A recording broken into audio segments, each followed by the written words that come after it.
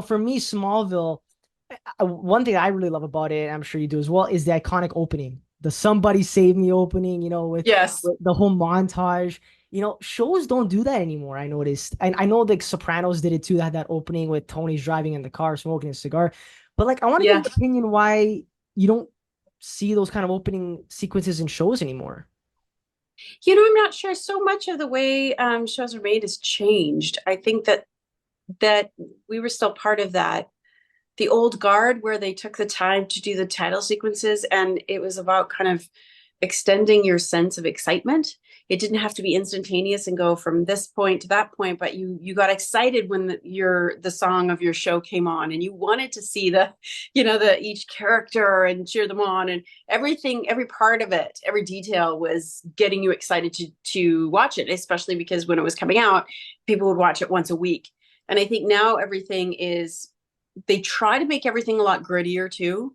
Although I know there's some pushback given just like the way the world is now. Some people just want to kind of go back to nice stuff again, just like fairly, let's just cool down the drama. But I do think it's because everything has to be so fast now. So I think that that's part of it. Yeah, and also you brought up a good point when how people kind of want to go back to how things were too. Like Mm, I was around when Blockbuster was obviously still around, but like I caught like the tail end of it. I wasn't around, I think, when they were doing VHS, but when they had the yeah, DVD stuff. And I always talk about it with people. I know it's a little different from this topic I was just talking about, but that the whole notion that like I do kind of appreciate how things were a lot more simpler, slowed down, and I feel like mhm, you got to appreciate things more, especially like with the Smallville intro. When you see that, it's synonymous with what you're gonna watch. You're gonna watch yes, that drama, that superhero action, but like with a little bit of hmm, that love story. There's so much that goes yeah, into it, and you do get that from the theme. With the yeah, opening, you do see the little yeah, montages of like little clips. And you're right, yeah. we don't get that anymore. And you're right, things are a little more grittier now. But I do feel like they should bring back that type of stuff because I feel people will get that sense of nostalgia too. Yeah, I think people are looking for things to slow down, right? We all got caught up with everything being instantaneous and living online, and there's beautiful things about that. You can have what we're having here, a conversation. You can have your own show. There's so much more independence. We're not always have to fall into line with the big four or what have you, right? Everybody gets to go out and make something for themselves, which I think is fantastic. But there's just so much information, and I don't think as humans we were meant to get information that fast and have everything continue to just get faster and faster and faster.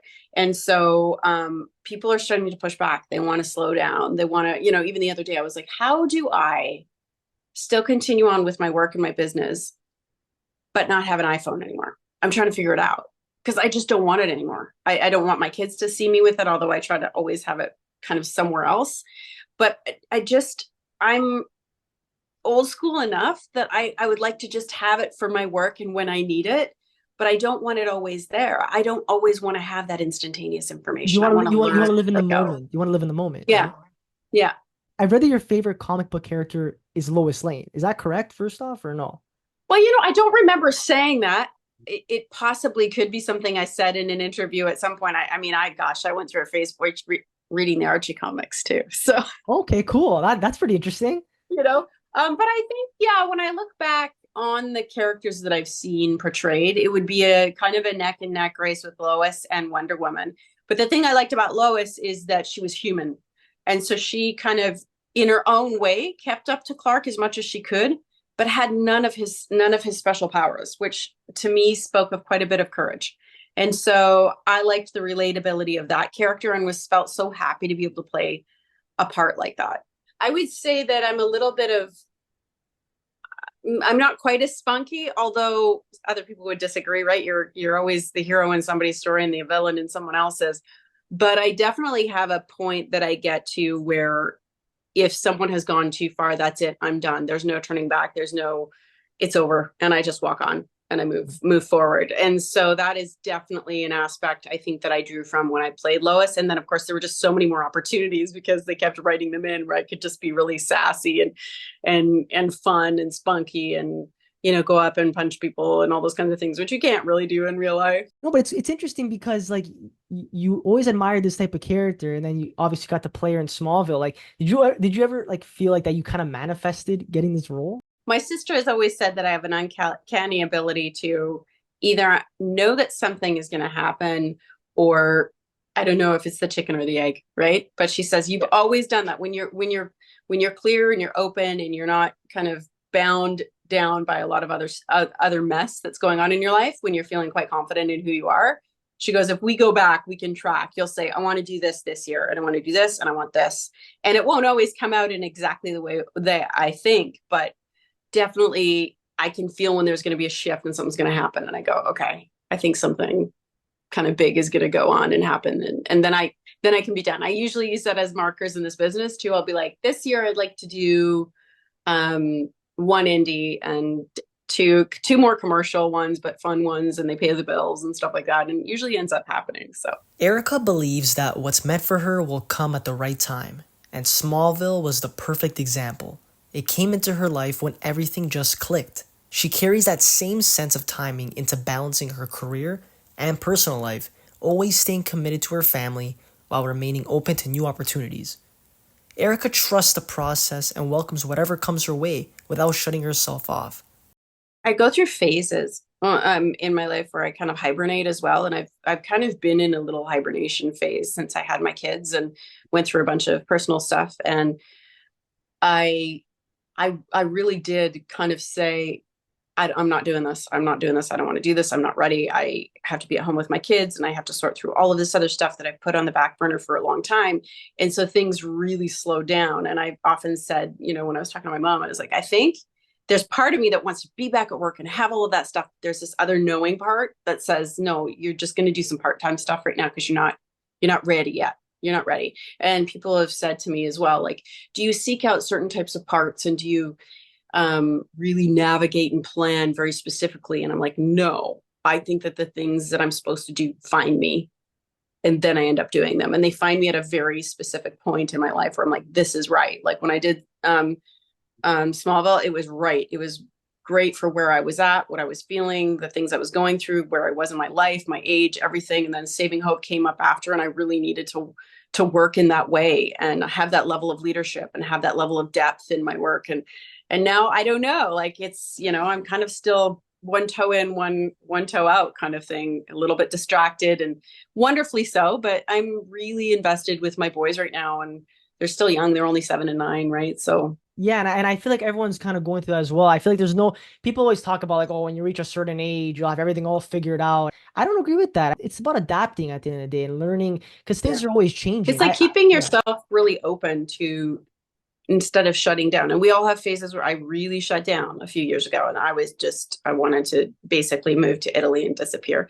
There's part of me that still wants to, but so I think that in keeping open and kind of just having a loose idea of the things that you want to accomplish, it really does help you, because then you're aware of opportunities that are there that you go, oh, I was looking for that. Or you meet somebody and you go, oh, I knew that I was going to have some kind of conversation or something was going to shift in this area. And then invariably it does. So I think it just kind of takes the blinders off, as it were, and you kind of move forward. I asked Erica about the upcoming James Gunn Superman movie, and she's curious to see which direction he'll take. Given that the previous Superman films with Henry Cavill had a darker tone, she wonders if James might bring a more hopeful vibe to this new chapter. I also showed her the new Superman suit that fans are divided on, and we had a fun time comparing it to Henry Cavill's iconic look. I wonder if as we kind of mimic, we lead, and also as artists we lead and we kind of mimic society a little bit. So we went to a lot of really dark places, and we wanted to show, because everything was very cookie cutter, I think we wanted to kind of show that within the deep struggle is of good and evil, even within our heroes, is that connection that we can see as fans and we relate to. And then we're even more excited when they're victorious over that darker side of themselves. But I think again, there might be something interesting kind of heading. I mean, technology and the things they're going to be able to do and all of that kind of stuff, how they can draw us into a bigger world, a crazier world. I think it gets bigger and bigger and bigger. But I wonder if there's part of James's vision this time. It would be interesting to see if he pulls a little of that back and goes into a little more classic storytelling. Yeah. Maybe does shine it up a bit and make it a little bit more hopeful than we've seen in the past. I'm not sure. I think that we have people in our society that want both, Yeah. and Well, they're there's kind of rallying to kind of see which one's going to happen. It's funny how you say that people want to see both. Speaking of Mm. that, like even when you look at the suit, I'm not sure if you've seen the suit, but like people are I always haven't. I was going to ask you because I know that's part of what we're going to talk about today. I was like, what's with the suit? I What's? gotta show you. Can I show you the You have a suit? picture?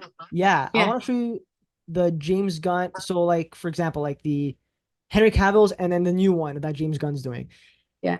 Because I'm like torn. I did a separate video on this. Um, and I'm like in the middle, but you'll see what I mean.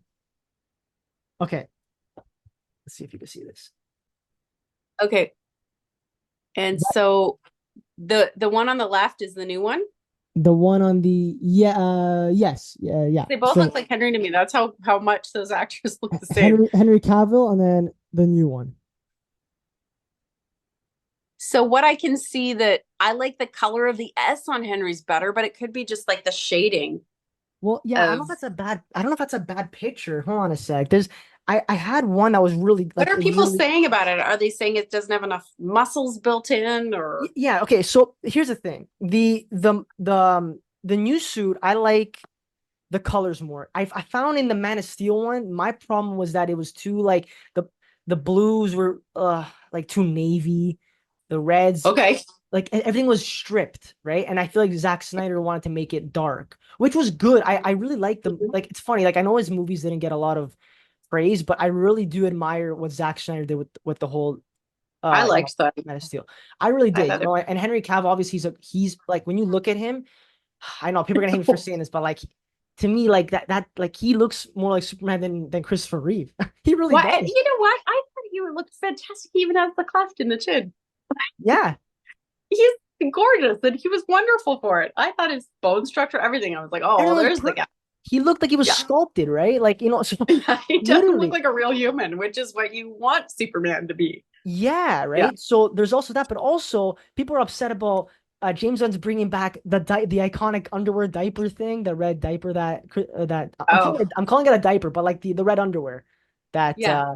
that Christopher Reeve wore. Because in Man of Steel, I don't know if you remember, he didn't have that. It was just blue all the Yeah. way with the red S Yeah. and the cape. Yeah. Well, I like that it's going back a little bit old school. And if like I spoke about, I don't know if I like the yellow as much as I like the color on Henry's, but I would say he might be trying to go retro, which might really be an interesting thing. Maybe he's going to take that into the whole color scheme and push of the way he tells his story, the kind of the sepia tone. And I Yeah. don't know, it might be kind of moody and Well, cool that way. also too, like when I think about it, people like they're kind of knocking the new suit right now, but I'm always saying to myself, you don't know how it's gonna look until it's on screen because then they're gonna Mm-hmm. digitalize it, they're gonna enhance it. Because right now, like if you look at Henry Cavill's, like it was like tight to his muscles. He looked like Mm-hmm. this one looks like it's kind Mm-hmm. of loose, right? But I think that just might be for comfort, and then when they again in post production they Yeah, make and you had him, he was kind of sitting in it. He was sitting and putting his boots on, and it was a much more yeah. uh casual kind of pose. So it'll be interesting to see what they do with that. So I didn't know that that was the big thing. People didn't like the shorts over top of the tights. But I like if it. it's one, that Christopher Reeve has, I like it. But I like I'm again, it. You know, I'm the person in the world that, like I was talking about before, I want things to kind of pull back and look back. I want us to reflect. I want to slow down. I want to feel nostalgic about cool things that happened before. So I'm kind of a fan of well, looking you're an back. old soul just like me, right? You're an old soul. Yeah. That, I love that. I love Yeah, I that. want to read actual books and go to libraries and, I want to go slow to down. Blockbuster again. Like You too. I I want miss to get that. excited and like then your thing isn't there and then you have to find the right movie because it's not there. I know. I know. And then It was what are just you so gonna do? experience. You gotta handle frustration. We don't know how Yeah. to handle frustration anymore because everybody can have everything they want all the time. DC films have been embracing a darker, more intense style lately, with Joker and the Batman leading the way. These standalone movies have set a new tone for the DC universe, focusing on complex characters and gritty, realistic stories. Joker dives deep into the troubled mind of one of the most famous villains, while the Batman gives us a detective-style look at Gotham City's dark underbelly. These films show a side of DC that's more mature and grounded, which many fans think is the right direction for the entire franchise. I agree. Um, but it was kind of what we were talking about before because they went a little darker. Yeah, And if we want things to go a little bit lighter, I'm not sure. But what I do like is that they went into the psychology of it, especially with Joker. Like why I've always wondered why he was like that. And they always made him the darkest character and that sort of thing. And so um in the most recent portrayal that Joaquin did, I thought, holy moly, this is so fascinating. And also I felt very conflicted when I was watching it because I felt so sorry for him. Then I understood what he went through. Then I had compassion for him, but he ends up doing all these terrible things. And so I think people are addicted to that level of kind of conflict within themselves when they watch something. Yeah. And maybe that's why these movies are more appealing now because you want to see, you know, the heroes and the anti-heroes, why they are who they are. And what happened before, I think, with a lot of stuff, and that's why people didn't like it in the older movies, is that they didn't delve into the individual characters as much. They didn't do a huge storytelling. It was like, good guy says stuff, fights the bad guy. But Yeah. now they're like, let's really look at these characters and go into their story. Well, And I that's think why people I love Smallville so much because they did a great job with like Lex Luthor's story. How like started yeah. off with you know what I mean? I totally agree with you. Like, people can relate to villains because in life, as you know, it's not all sunshine and rainbows as Rocky Balboa would say, right? It's you go through these ups and downs, and I feel like even with Joaquin Phoenix's Joker, you do feel sorry for him. And in a weird way, you do see yourself in him a bit, Well, right? everybody has their shadow self, right? And if we avoid the fact that we have that, the things that we are capable of doing, the other side of us, I think that that's a dangerous place to be. And so maybe that's why as viewers we're diving more into these things because maybe we're also becoming a little more aware, wanting to be more comfortable with looking at that piece of ourselves with which we don't believe is there. Like we are villains too. We are villains in some people's story, the way we treated them, the way we didn't think, you know, enough about them, or we're careless, or we're selfish, or any of those things. And I think people um maybe want to explore that more. And so then they want to see it in what they're watching too. Yeah, and I'm really excited to see the new Joker coming up with Lady Gaga as Harley Quinn. I think she's gonna do a fantastic job because I love Lady Gaga. I've been a fan since I was a I kid. just do.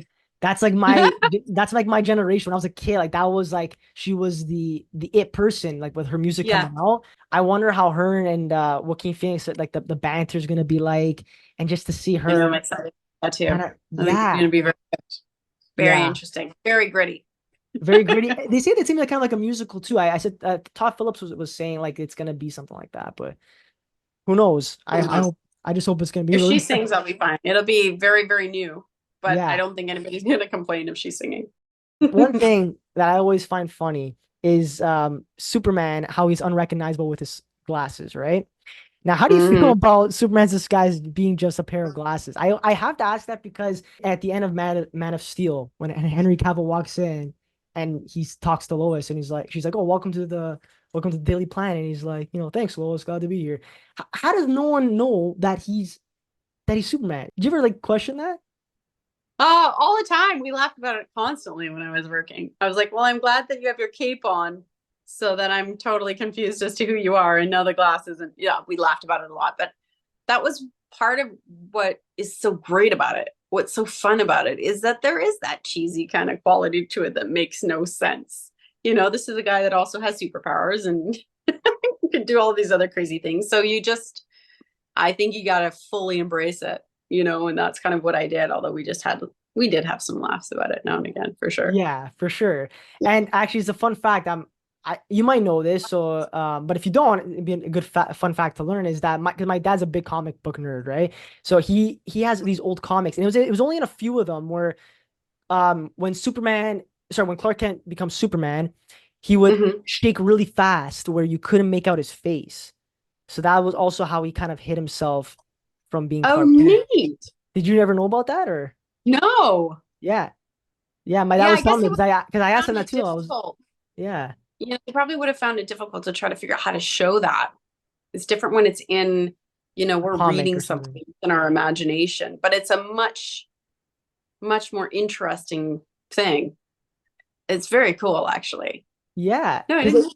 yeah, That's cool. yes, yeah. Like, I was asking my dad. I'm like, Dad, like, did they ever explain that in the comics and stuff?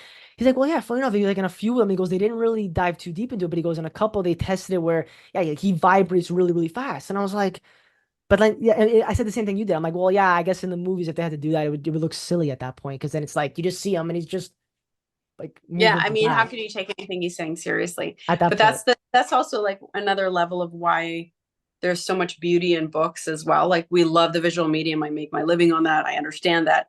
But there's so much that you can do with your own imagination when you're sitting down and reading a book, and the things that they just can't translate over.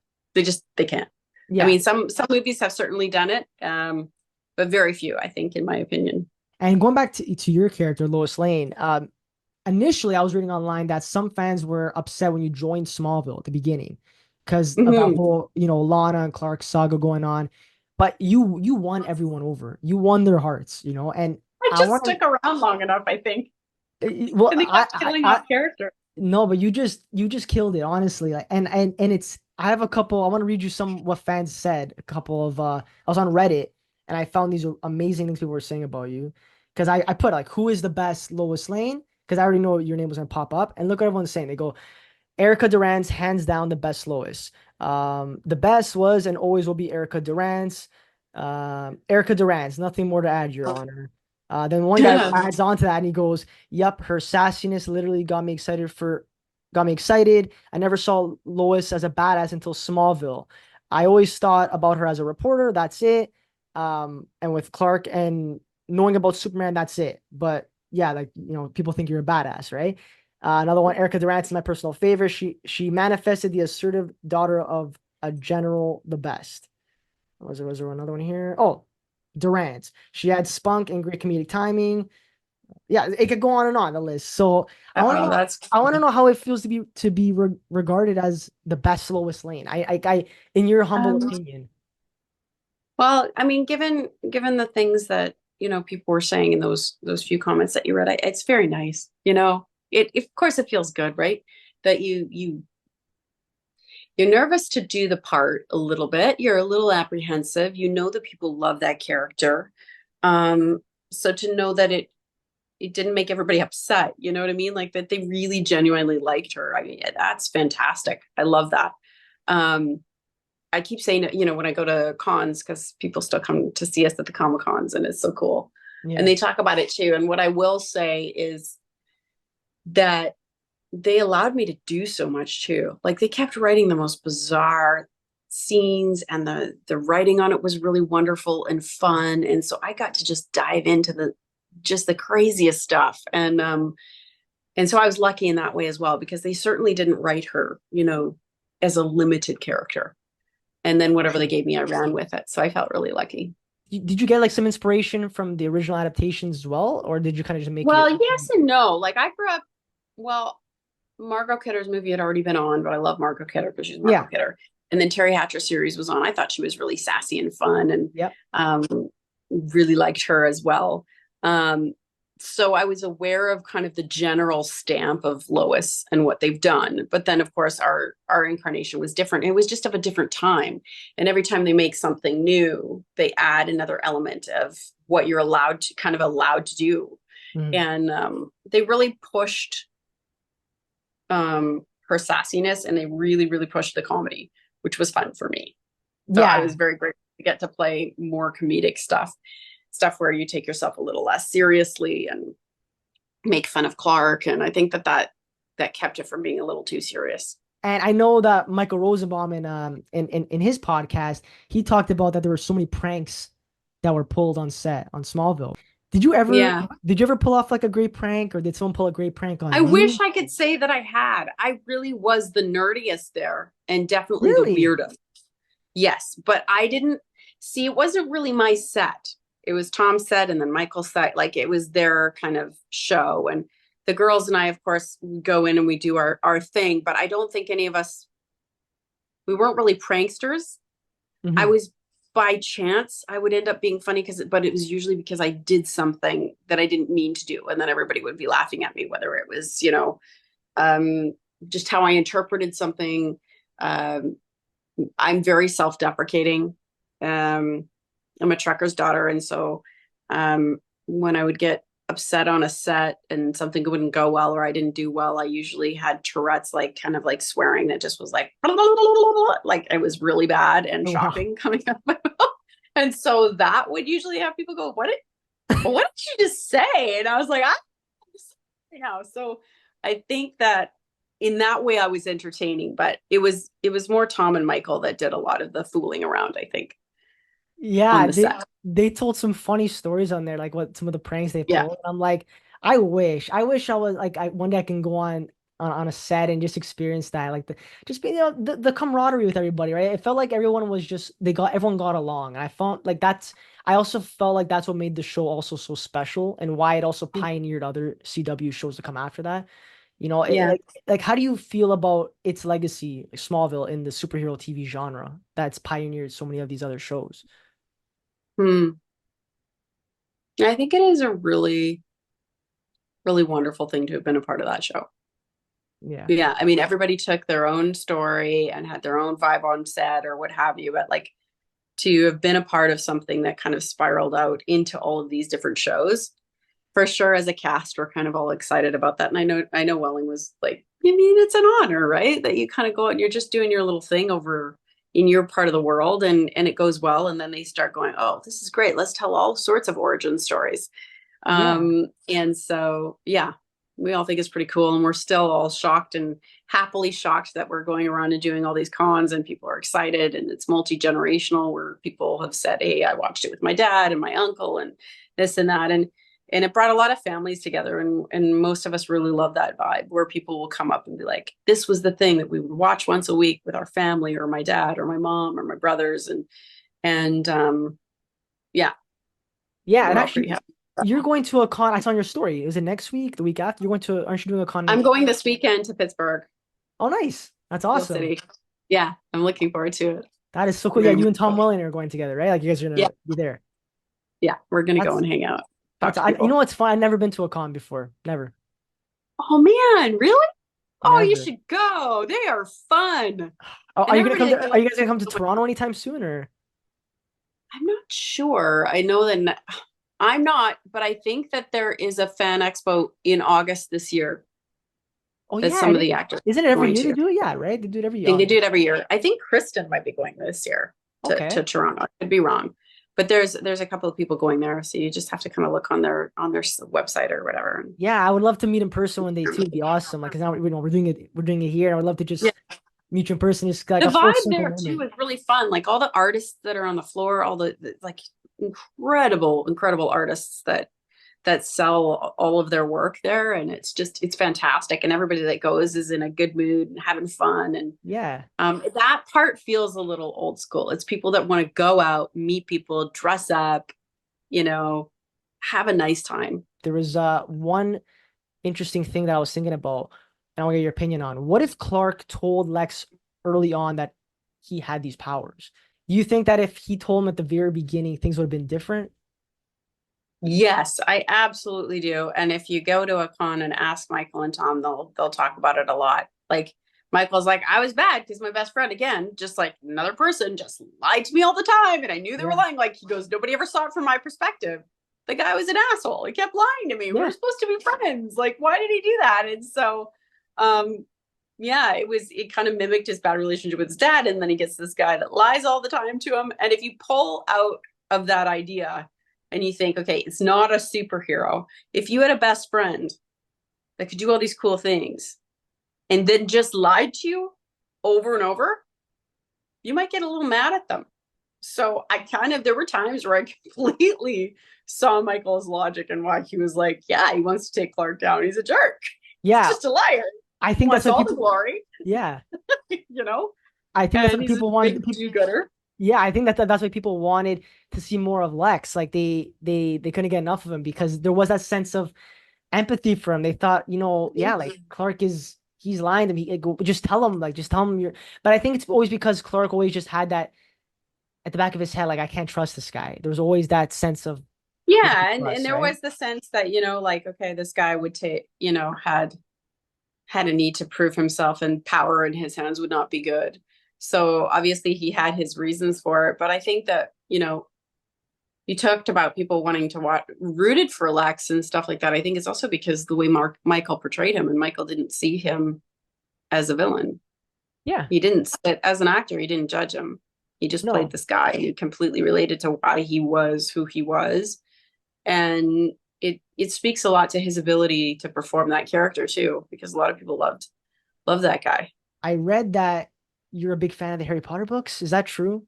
Please, I hope it's true. Very big fan. Oh, Yes. that's amazing to hear. I love Harry Potter. I got a pack of cards, I'm a Harry Potter Potterhead pack of for cards. sure. That's so cool. Do you like appreciate the movies as well? You're more of a book person. I know it's people are like I started with the 50-50. books. I usually always start with the books. And Yeah. then when the movies came out, I was like, oh, I was excited, but also worried. But then that's a set of movies that came out that I thought, yeah, they did really well with it. Like Yeah. they had all the things. And I was worried because, of course, when you read it, your imagination goes wild and you think, how could they possibly visually capture J.K. Rowling's world? It Yeah. was the coolest thing. I hadn't read anything other than Lord of the Rings and that sort of thing. That same idea of creating a whole other world and a whole other group of people and that sort of thing.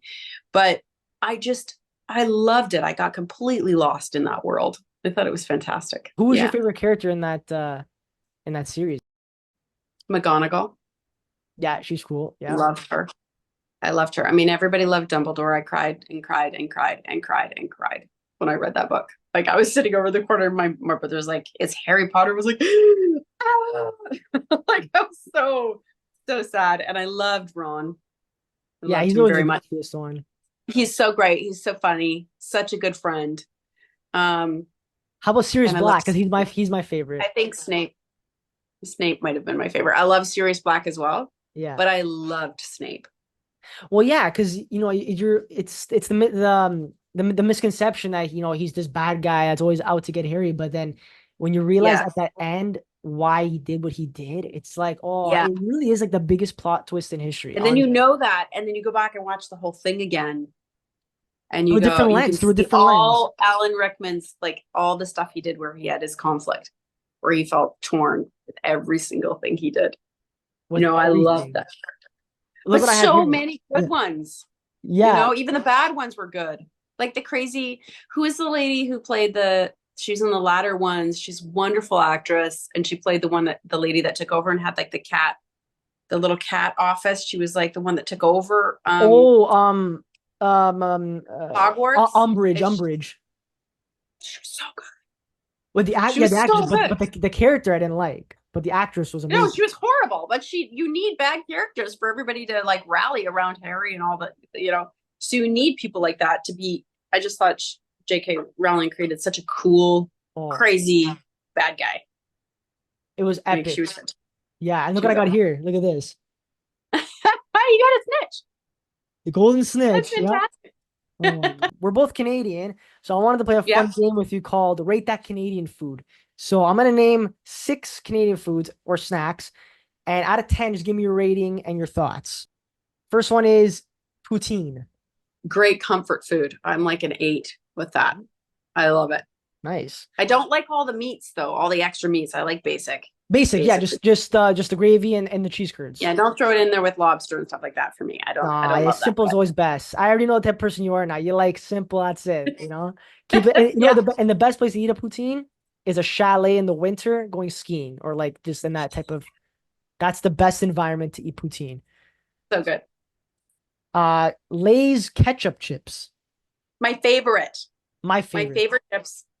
10 out of 10. I used to eat the 88-cent chip and I would read Archie comics. That's how cool I was. That is My so girlfriend epic. Renee and I would eat ketchup chips and read Archie comics. That was That's our so cool.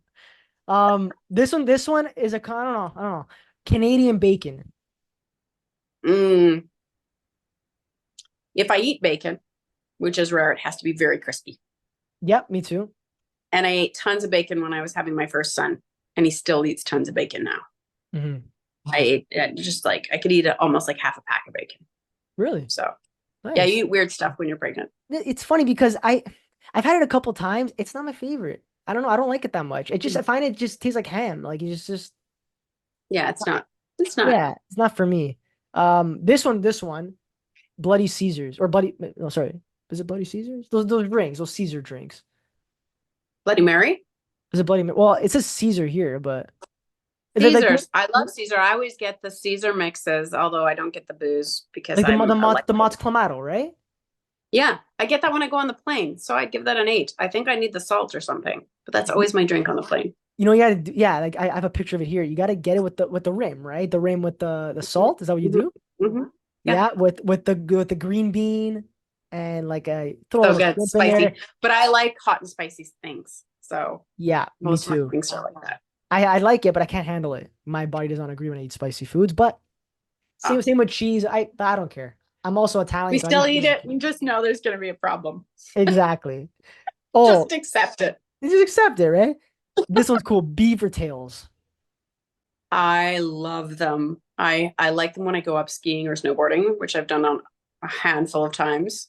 If In they Blue have them on the Mountain, hill, right? that's fantastic. Um, but I like it. I don't like it with too much stuff on it. Once again, I like just the cinnamon and sugar and That's what butter. this picture is. Cinnamon sugar. Look at this, right? I think you can see Oh, good. Oh, yes. They're the delicious. classic. Oh, so yeah, that one's really good. And the last one, this is perfect for like Thanksgiving. Butter tarts. Wow. Okay. I didn't even know that was a Thanksgiving thing. Well, I mean, I don't know. I like having Okay. sweets. I Yeah. would say if I were to have a, I didn't, I put them at about a 5 or 6. Yeah. I always like, if I'm going to have a tart of any kind, I like lemon or lime tarts. Those are And also good too. especially after a big meal. I don't like things that are too sweet. Yeah, like see lemon free for me, lemon's my favorite like fruit. So Mm-hmm. I when I get like even like ice cream and stuff, I get lemon ice cream. It's the best. Oh, It's nice. that's good after a nice meal too. You need the lemon Mm-hmm. ice cream, it helps you digest. But even like getting hot water and lemon, I do that all the time. Or anything Water lemon. lemon, yeah. It's good. Start Oh, your day with that. You'll feel pretty good. yeah, it wakes me up in the morning too. I love it. Thank you so much for doing this, Erica. This was honestly a dream because I grew up watching you on Smallville and like just to be able to talk with you and get to know all these fun facts and just to get to know about who you are, the things you like. It was a lot of fun. So thank you so much. Well, thank you for having me on your show. It was a Oh, pleasure. of course. Hope to stay in touch and good luck at the Comic Yeah. Con too. Okay. Thank you. Go to one. They're amazing. I promise. Okay. I promise. And next time I do, I'll tag you. I'll be like, yeah, I'm at a Comic Con. Do it. Do it. Okay. Thanks, All right. Erica. Bye. Bye.